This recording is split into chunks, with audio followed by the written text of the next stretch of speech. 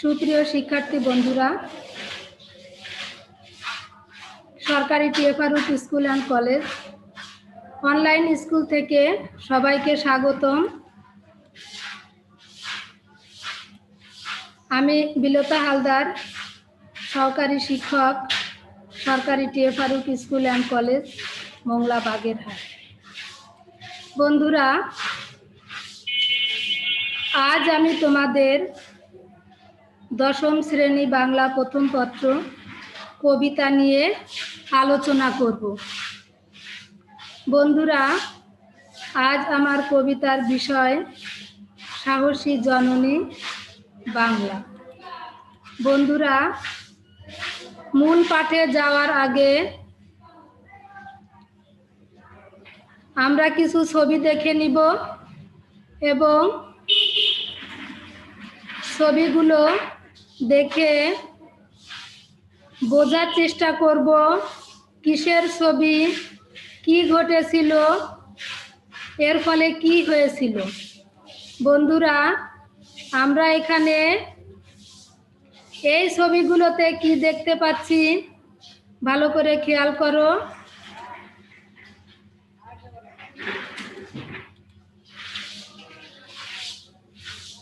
বন্ধুরা, ছবিগুলো দেখে আমরা বুঝতে পেরেছি আমাদের এই বাংলা মায়ের কথা, অর্থাৎ সেই 1971-এর মহান মুক্তিযুদ্ধের সেই স্মৃতিবহুল ঘটনা কিছু চিত্র এখানে তুলে ধরা হয়েছে। এ থেকেই আমরা বুঝতে পারি আমাদের আজকের এই পাঠ সম্পৃক্ত সাহসী জননী বাংলা লিখেছেন কামাল চৌধুরী। বন্ধুরা, আমরা শিকন ফলটা দেখে নিব, খেয়াল করো। এই পাঠ শেষে শিক্ষার্থীরা কামাল চৌধুরীর সম্পর্কে বলতে পারবে, বাঙালিদের সাহসিকতা সম্পর্কে ধারণা লাভ করবে, আমাদের মুক্তিযুদ্ধ সম্পর্কে জ্ঞান লাভ করবে এবং মুক্তিযুদ্ধের চেতনায় উদ্বুদ্ধ হবে।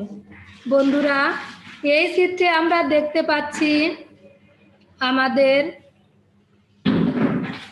এই একটা সুন্দর কবিতার বিষয় সাহসী জননী বাংলার সেই কবি, সেই আমাদের অতি পরিচিত কামাল চৌধুরী, যিনি 1957 সালের 28শে জানুয়ারি কুমিল্লা জেলার 14গ্রাম উপজেলার বিজয়করা গ্রামে জন্মগ্রহণ করেন।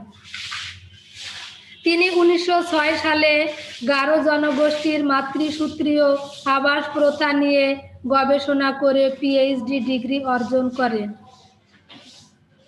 সেই কবি কামাল চৌধুরীর অনেক কবিতা কাব্যগ্রন্থ রয়েছে, যেমন মিছিলের সমান বয়সী, টানাপোড়েনের দিন, এই পথ এই কোলাহল, এসেছি নিজের ভোরে ইত্যাদি।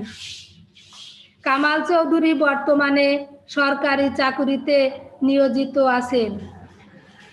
কবি তার জীবনে অনেক পুরস্কার ও সম্মাননায় ভূষিত হন। তিনি বাংলা একাডেমি পুরস্কার সহ অনেক পুরস্কার ও সম্মাননায় ভূষিত হয়েছিলেন। তিনি আজও আমাদের মাঝে বেঁচে রয়েছেন। বন্ধুরা, কবি কামাল চৌধুরী সম্পর্কে আমরা তার এই খ্যাতিগুলি, তার কর্মজীবন সবকিছুই আমরা অবগত হয়েছি। এখন আমরা তার সেই আমাদের জন্য লেখা সুন্দর একটি কবিতা, যা আমাদের মহান মুক্তিযুদ্ধের কথা মনে করিয়ে দেয়, সেই কবিতাটি আমরা এখন পড়ব। তোদের অসুর নৃত্য ঠাটা হাসি ফিরিয়ে দিয়েছি, রক্তাক্ত হাত মুছড়ে দিয়েছি 9 মাসে, চির কবিতার দেশ ভেবেছিলি অস্ত্রে মাত হবে, বাঙালি অনার্য জাতি খর্ব দেহ ভাত খায় ভীতু, কিন্তু কি হলো শেষে, অ আ বর্ণমালা পথে পথে তেপান্তরে, উদ্বাস্তু আশ্রয়হীন পোড়াগ্রাম মাতৃ অপমানে কার রক্ত শুয়ে শেষ হয়ে গেল ঘৃণার কার্তুজ।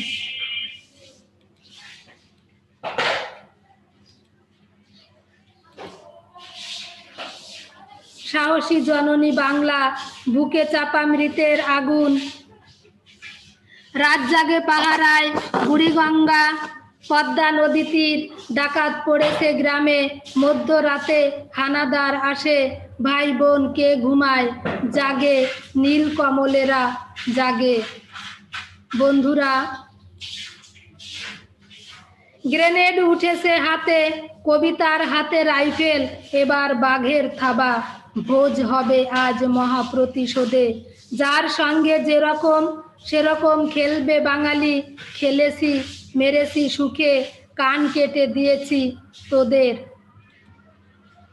এসেছি আবার ফিরে রাত জাগা নির্বাসন শেষে, এসেছি জননী বঙ্গে স্বাধীনতা উড়িয়ে উড়িয়ে।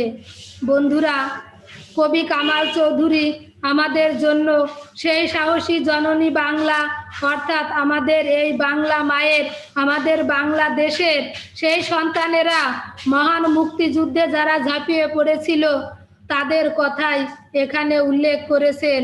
সেই যে সাহসী জননী, অর্থাৎ আমাদের দেশ মাতৃকা, আমাদের মার যে সন্তানেরা খুব সাহসী, আমাদের মাতা ছিল খুবই সাহসী, তার সন্তানেরা তার মুক্তির কামনায়, তার মুক্তিকেই বুকে ধারণ করে মহান মুক্তিযুদ্ধে ঝাঁপিয়ে পড়েছিল, দেখিয়েছিল বাঙালি ভীরু নয়, বাঙালি খর্ব নয়, বাঙালি ভীতু নয়, বাঙালি বাংলাদেশ চির কবিতার দেশ। সেই কবিতার হাতে রাইফেল উঠেছিল, সেই কবিতার হাতে রাইফেল উঠে বাঘের থাবায় পরিণত হয়েছিল। অবশেষে সেই হানাদারদের যারা অত্যাচার করেছে আমার বাংলা মায়ের এই সন্তানদের, যাদের নির্যাতন নিপীড়নে বাংলা মায়ের অনেক সন্তান, বৃদ্ধ, বালক, শিশু, নারী কেউ রেহাই পায়নি যাদের শোষণের হাত থেকে। তাদের সেই মহাপ্রতিশোধ দেখিয়েছে কে? দেখিয়েছে আমাদের বাংলা মায়ের সন্তানেরা। অবশেষে 16 ডিসেম্বর মহান বিজয়ের মাধ্যমে আবার এসেছে ফিরে সেই রাত জাগা নির্বাসন শেষে এই বাংলা মায়ের বুকে মহান স্বাধীনতার সেই প্রতীক আমাদের লাল সবুজের পতাকা উড়িয়ে উড়িয়ে, অর্থাৎ লাল সবুজ পতাকা উড়ানোটাই আমাদের এই স্বাধীনতার প্রতীক, আমাদের স্বাধীনতা ঘোষণা করে। বন্ধুরা, আমরা এখন এই মূল পাঠের কিছু শব্দার্থ দেখে নিব, যে শব্দার্থগুলো আমাদের কাছে সম্পূর্ণই অজানা। যেমন অসুর নৃত্য। অসুর নৃত্য অর্থাৎ দানবদের নৃত্য বা নাচ। বন্ধুরা, আমরা সকলেই জানি, আমরা অনেকে নাচ বলি, আবার অনেকে নৃত্যও বলে থাকি। খর্ব দেহ অর্থাৎ দুর্বল শরীর। উদ্বাস্তু অর্থাৎ তার সেই বাস্তু থেকে বিতাড়িত, অর্থাৎ তার ঘর তার সবকিছু থেকেই বিতাড়িত। বন্ধুরা, আমরা এখন একক কাজের কিছু প্রশ্ন লিখে নাও। আমি তোমাদের কিছু একক কাজের প্রশ্ন দিব। প্রশ্নটি হচ্ছে, মধ্যরাতে হানাদার আসে, ভাই বোন কে ঘুমায়, উক্তিটি দ্বারা কবি কি বুঝিয়েছেন? 5 বাক্যে লিখতে হবে। বন্ধুরা, আশা করি প্রশ্নটির সমাধান সবাই পারবে এবং 5টি বাক্যে প্রশ্নটি সুন্দর করে উপস্থাপন করবে।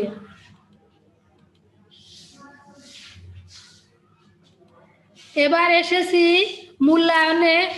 আমি কিছু প্রশ্ন করব তোমাদের, এই মূল্যায়ন থেকে দেখা যাবে তোমরা এই ক্লাস থেকে তোমরা কি বুঝেছো, কি শিখেছো।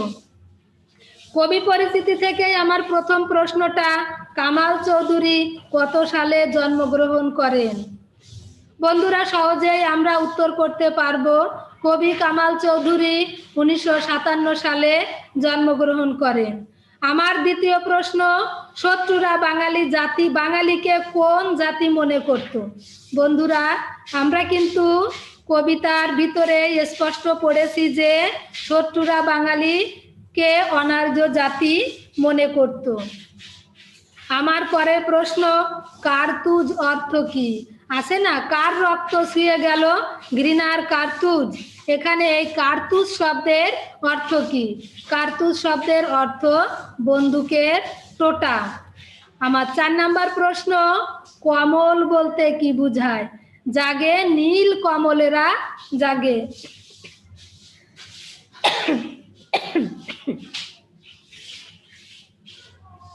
কমল বলতে কি বোঝায়? এখানে কমল বলতে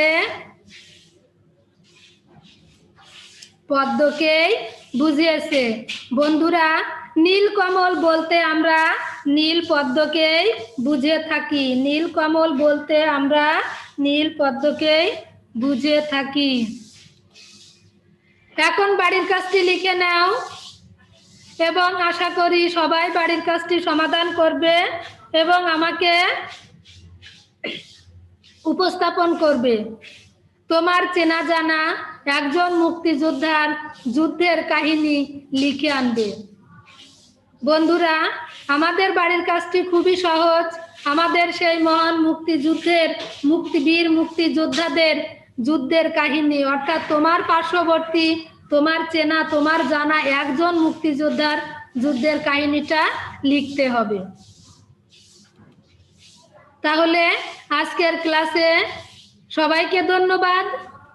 আশা করি সবাই ভালো থাকবে, সুস্থ থাকবে এবং রীতিমতো পড়াশোনা চালিয়ে যাবে। ধন্যবাদ সবাইকে।